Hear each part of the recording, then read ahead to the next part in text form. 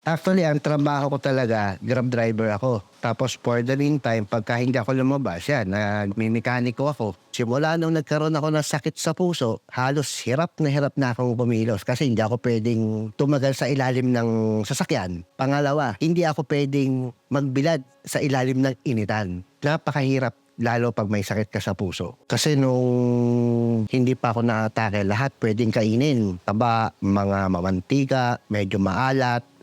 Yung pagkain na talagang makukontento ka pag kumain ka. Hindi pa natin alam na meron tayong sakit eh. Nung ito na, nagpa-check up ako, nalaman ko na may problema ako sa puso, lahat ng hindi pwede na pagkain, mataba, mamantika, maalat, halos sasabihin mo nga pagkain ospital, walang lasa. Mahirap kasi kapag sumobra alat, madaling tumaas din ng kolesterol.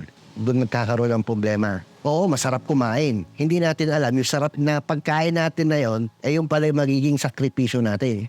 Kasi yung coronary heart disease, pwede din maapektuhan yung sugar mo. Pwede rin maapektuhan yung kidney mo. Kasi yun yung bibilin mong produkto na walang nakalagay na level, hindi mo malalaman kung mataas ang sugar, mataas ang kung ano-anong nakaano sa kanya. Lalo sa pagkain. Kaya katulad niya, mga chichirya. Yung chichirya, ang taas pala ng salt, pati fats. Sa mga may mga sakit katulad namin na may sakit sa puso, sakit sa sugar, problema sa diabetic, malaking tulong yun kasi unang-una, may iwasan mong bumili ng mga produktong alam mong matataas ang content nun para hindi ka na gumamit. Para humaba buhay natin, siguro, number 1 dyan, ehersisyo. Imbis na soft drinks, kape, siguro warm water na lang.